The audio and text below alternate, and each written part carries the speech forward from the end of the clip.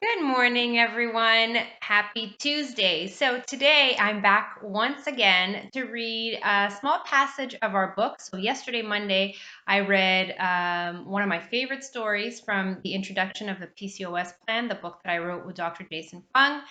And today I'm going to read an important passage of part one of the book. The part one of the book is called What is PCOS? So, of course, if we're ever going to be able to successfully treat or help somebody with a condition, it's really important that we clearly define what that condition is, that we understand it. So, part one and part two of our book is really focused on exactly that, explaining to you what PCOS actually is, what it is not, and the role that hormones play in this condition. So today I'm going to read something that hopefully will help you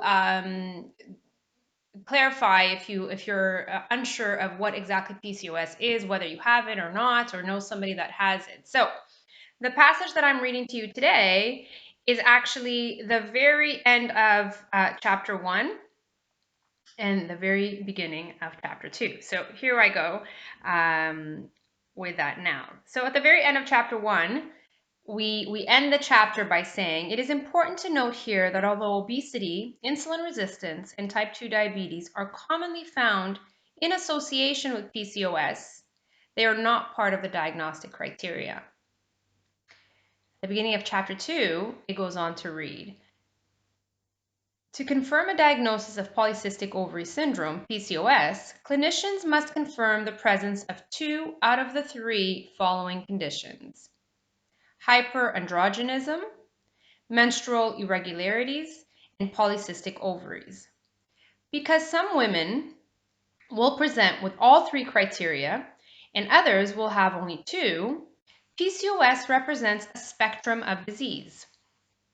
The Rotterdam criteria recognized this continuum and grouped patients into 4 different phenotypes: frank or classic polycystic ovary, PCOS, which involves chronic anovulation, hyperandrogenism, and polycystic ovaries, so 3 out of the 3 criteria; classic non-polycystic ovary PCOS, chronic anovulation, hyperandrogenism, and normal ovaries, so 2/3 of the criteria; non-classic ovulatory PCOS, regular menstrual cycle, hyperandrogenism, and polycystic ovaries, again 2 out of the 3 criteria; and non-classic mild PCOS, chronic anovulation, normal androgens, and polycystic ovaries. So again, 2/3 of the criteria.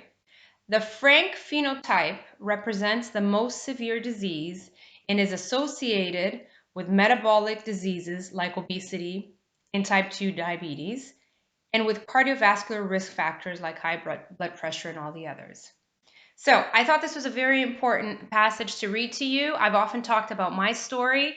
I started this video by reading the very last paragraph of chapter 1 of our book, where it clearly states that although obesity and type 2 diabetes are closely associated to PCOS, they're not part of the diagnostic criteria. You don't have to be obese or have type 2 diabetes to have PCOS, and not all PCOS women will be obese and have type 2. However, this disease that's clearly defined on a spectrum, whereas obesity probably plays a big role in putting you further along that spectrum. I myself was a lean woman, lean young woman diagnosed with PCOS. And as my disease progressed and as my weight gained, I did go further and further up on that metabolic syndrome spectrum. So just as you can go up on the spectrum, you can also come down on the spectrum.